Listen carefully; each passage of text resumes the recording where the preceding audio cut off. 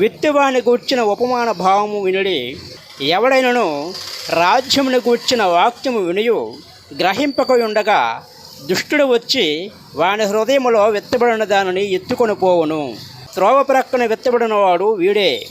రాతి నేలని విత్తబడినవాడు వాక్యము విని వెంటనే సంతోషముతో దాన్ని అంగీకరించేవాడు.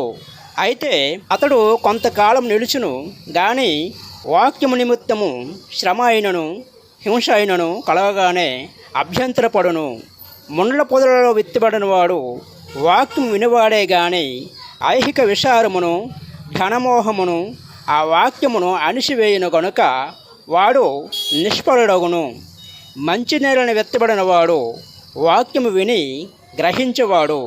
అట్టివాడు సఫలులై ఒకడు 100 ఒకడు 60 ఒకడు 30 ఫలించును. యేసుక్రీస్తు నామమునకే స్తుతి కలుగునుగాక. ఆమేన్.